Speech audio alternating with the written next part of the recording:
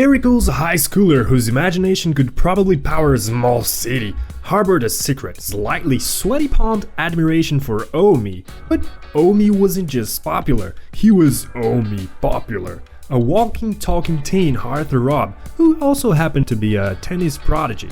Post-match, the girl flocking was a sight to behold, like seagulls to a dropped french fry. Eriko, she was usually in the nosebleeds, metaphorically speaking, observing this phenomenon. Then came the cookie incident. A girl, bold as brass, actually handed Omi cookies, and he thanked her. Later, fate intervened. He approached her. Eriko, in that moment, felt about as popular as a weak-cold tuna sandwich. Romance? A distant galaxy. So she did what any sane, slightly lovesick teenager with an overactive brain would do. She became a secret online romance novelist under the alias Eli. Her Twitter feed blossomed with tales of a fantastical relationship with the oblivious Omi. One fateful straw, Eriko's world tilted on its axis. She heard the dulcet tones of Omi, only to witness him discarding the very cookies he'd so politely accepted. The horror, man. Mr. Chiyoda, the school counselor, who probably used to dealing with existential crisis over lost lunch money, tried to intervene, but Omi was having none of it. Eriko's reeling from this glimpse into Omi's last and cookie monster-like soul, leaned against the door for support. Said door, apparently feeling neglected, decided to take a dramatic tumble. Flustered, Eriko stammered an apology to the bewildered teacher, then noticed Omi watching her with an unreadable expression. Cue a hasty retreat, stage left, leaving behind her most prized possession, her phone. The teacher, with the weary sigh of someone who's seen it all, righted the rebellious door. Omi, the cookie-rejecting enigma, picked up Eriko's phone and stumbled upon the literary goldmine that was Eli's Twitter. Eriko panics when she realizes Omi has her phone and tries to take it back. However, she freezes when he calls her Eli and reveals that he knows he's the boy she writes about in her romantic fantasies. Omi reads her latest post, and a mortified Eriko apologizes for writing about him. To her surprise, he says he won't tell anyone. In fact, he suggests that if she doesn't tell anyone about him throwing away the cookies, he can make her fantasies a reality. He leans in seductively, about to kiss her, but she pushes him away. He then suggests that if she closes her eyes, he can give her a good memory. Eriko is taken aback by his forwardness, realizing he's arrogant. Still, wanting to fulfill her dream of kissing him, she closes her eyes and asks him to kiss her, admitting she fantasized about this moment over 200 times, which amuses Omi. Before leaving, he asks her to keep the cookie incident a secret. Eriko continues to post her romantic fantasies, feeling lonely seeing others with friends, but cheered by a comment from a follower named Parolina, who enjoy her stories. Later, a girl named Sarah bumps into Eriko, surprised to see Sarah wearing Omi's jacket. Eriko then goes to Professor Chiyoda's room and finds Omi there.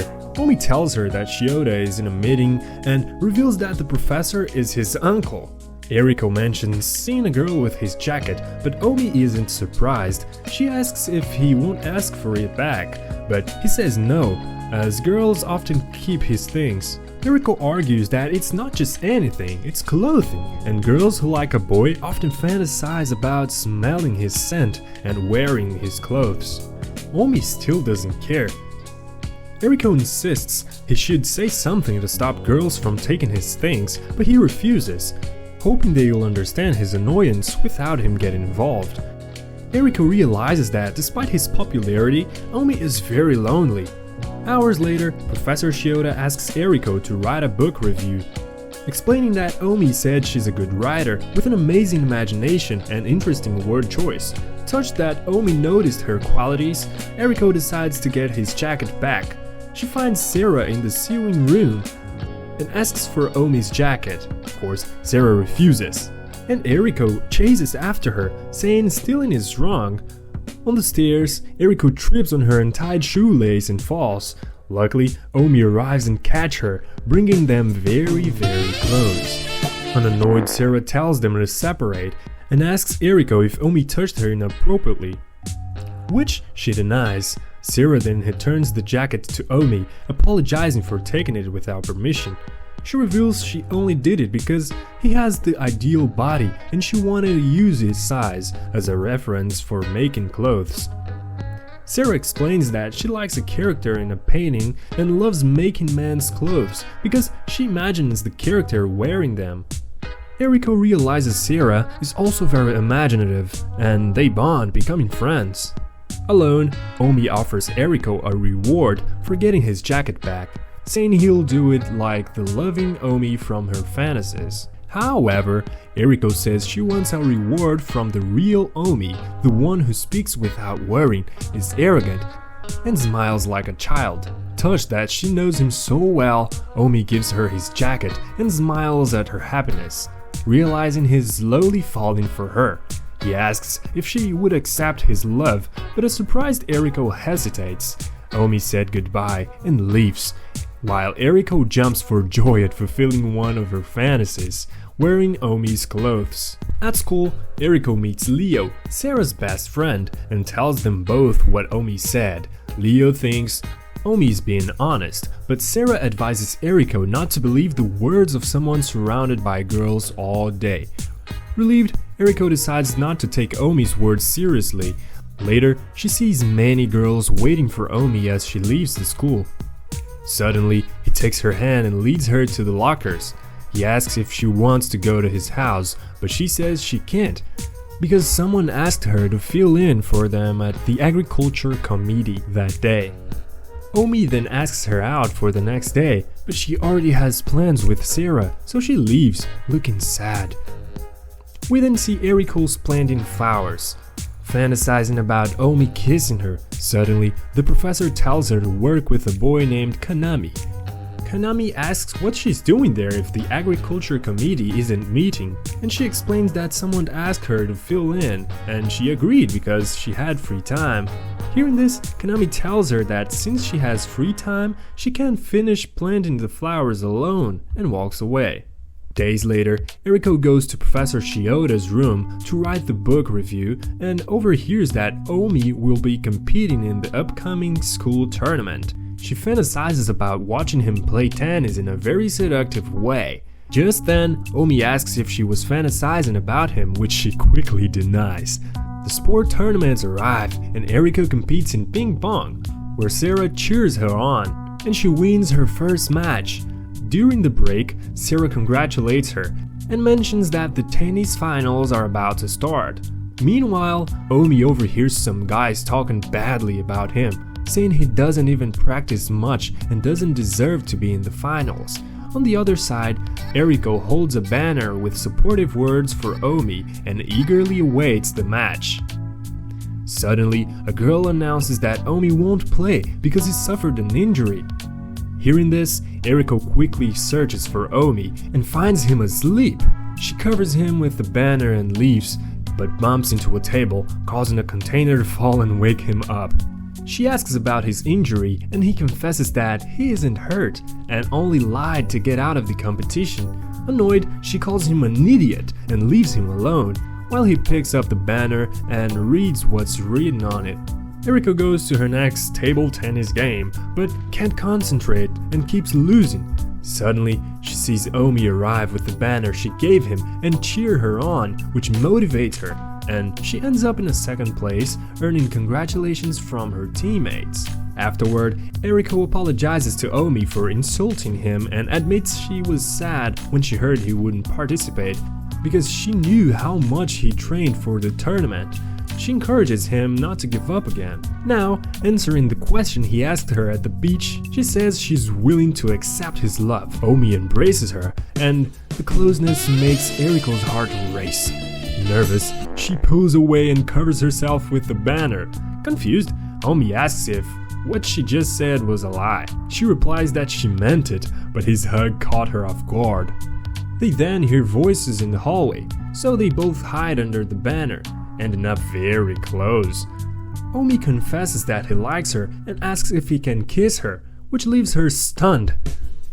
And he kisses her sweetly. He asks her to be his girlfriend, and she happily accepts, starting a secret relationship since they don't tell anyone and don't hang out at school.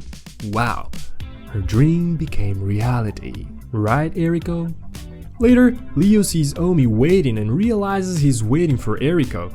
He advises Omi that if he likes Eriko, he shouldn't make her feel lonely and should take good care of her.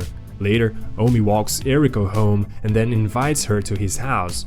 Eriko can't believe she's in Omi's room and gets very nervous when he brings in drinks and sits next to her. He's about to kiss her when he notices how nervous she is, so he apologizes and moves away. However, Eriko stops him and leans in to kiss him, but closes her eyes and ends up kissing his neck. Embarrassed, Eriko apologizes. To her surprise, Omi leans in and kisses her neck too, saying they're now even, which makes Eriko's heart race. The next day, Omi meets Aoba, a guy from his tennis club, who congratulates him on winning the recent club matches and admits he's envious of him. Meanwhile, Eriko continues to post her tweets and receive a message from a frequent follower named Parolina, who says the story is very sweet. Eriko mentions that her relationship is going well. Later, Eriko trips on her untied shoelace and gets hurt again. Konami approaches and takes off her shoes to look at her foot. But startled, she accidentally pushes him away and then apologizes. However, he feels bad for intruding and is annoyed with himself for being that way. Hearing this, Eriko says that feeling annoyed with oneself is something everyone experiences at least once in their life, and for her, having friends has helped her not to feel this way. She thanks him for his help and leaves. While Konami checks his Twitter account, we then can learn that he is Parolina. Konami sends a message to Eli when he hears a notification on Eriko's phone. Checking it, he discovers that Eriko is Eli. In class, Professor Shioda asks for a volunteer to join the cultural festival committee, and many students choose Eriko, who gratefully accepts. That night, she tells Omi, who is sad because she'll be busier, and they'll have less time together. The next day, Konami talks to Eriko and reveals that he knows she's Eli. This scares Eriko, especially when he reveals he's her follower Parolina. She imagines Konami blackmailing her to keep her secret, but to her surprise, he only asks for one favor, to let him be her friend. Omi overhears this and is shocked to hear Konami call her Eli. Eriko tells Omi everything, and he advises her to block Konami and not accept his proposal. However, she replies that Konami asked to be friends, something she would have needed a lot of courage to ask for herself, so she decided to think about it more.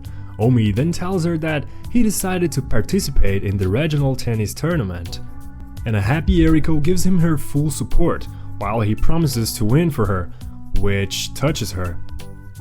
Omi then tells her not to worry about Konami's request, as he will offer his friendship. So Omi accompanies Eriko and they both meet Konami at an aquarium. There, Omi introduces himself friendly, but Konami says he doesn't want to be his friend and asks about his relationship with Eriko.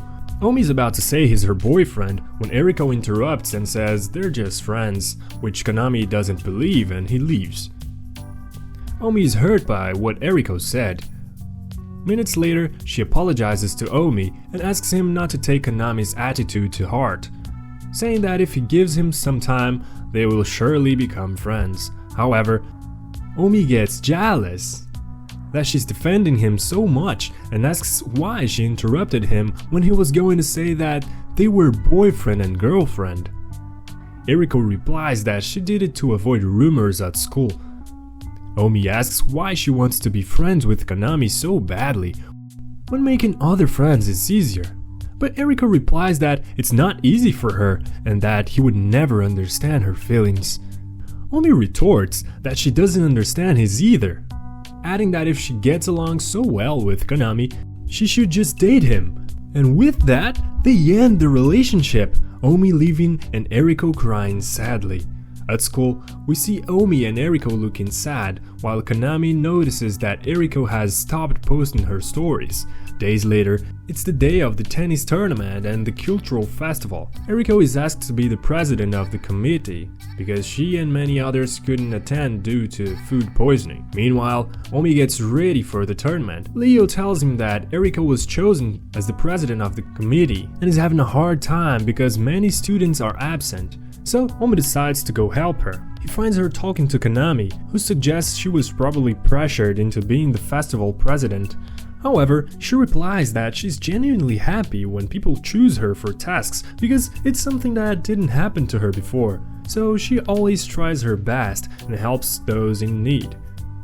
Hearing this, Kanami confesses that the messages he sent her on Twitter were a joke because her stories actually embarrassed him, which is why he enjoyed reading them. But everything changed when he met her in person. He sincerely hopes she can fix things with Omi, and she thanks him because, even though his messages were a joke at the time, they made her happy. Kanami replies that he's also happy to have met Eli in real life, and that she was there for him when he felt alone. In the end, they both part on good terms. Omi overhears all of this and now better understands Eriko's relationship with Kanami, so he decides to go to the competition. Eriko is sad that she can't watch Omi play, who manages to reach the tournament finals. There, he has to face Aoba, who asks him to let him win. However, Omi replies that he can't afford to lose, because he promised someone he would win the tournament. Meanwhile, Eriko is swamped with tasks at the festival, being asked to bring fabrics, vinyls, and fix many things at once, while also being criticized. She goes to find the fabrics, leaving Sarah in charge, but people don't listen to Sarah either. Until Leo raises his voice and tells everyone to work instead of complaining, which greatly impresses Sarah, who starts to see him differently. In the storage room, Eriko feels frustrated for not being able to organize the festival well and starts to cry, not noticing an object about to fall on her. Just then, Omi arrives and hugs her, taking the hit for her. Worried, she checks if he's hurt and asks if he won the tournament. He replies that he kept his promise and gives her his medal. Omi confesses that he was about to run away from the competition but remembered what she taught him, that he should always do his best. He thanks her for this. Encouraged, Eriko returns to the festival with renewed energy, bringing the curtains and fixing all the details, as well as leading the team, which makes Omi proud. Finally, the festival ends and her classmates congratulates Eli for her hard work with a big round of applause. Afterward, Eriko meets Omi on the rooftop, and he congratulates her on her performance. He also regrets not understanding her feelings and apologizes for being harsh about Kanami when he was in the same situation, lonely and without friends. Omi says that all this time he was convinced that no one understood him until he met her and wanted her to truly know him, to see through him and not just the popular tennis player. He tells her that she changed his world and he doesn't want to be apart from her. Ooh, that's so cute. So he asks if she wants to be his girlfriend again, and of course, happily, Eriko accepts again. Overjoyed, Omi thanks her for falling in love with him and kisses her tenderly, rekindling their relationship. The next day, Eriko and Omi walk hand in hand, and some girls get jealous and criticize Eriko, who quickly lets go of Omi's hand. Gently, he tells her that he will protect her and takes her hand again, which touches Eriko's heart. On the other side, Sarah tells Leo that she will make him clothes, implying she likes him, and he's happy. Kanami manages to make some friends, and Eriko continues to post her tweets about the thousand of fantasies she wants to experience with her boyfriend, thus ending their love story. This was 2024 Lovesick Alley, a movie from Japan. Now, what's your rating for this movie out of 10? Mine, I would say 7 as well. But I want to know what you think about it, so comment down below. Hit the like button if you enjoyed this video, and if you want more movie recaps like this, just subscribe to the channel if it makes sense to you. See you in the next one.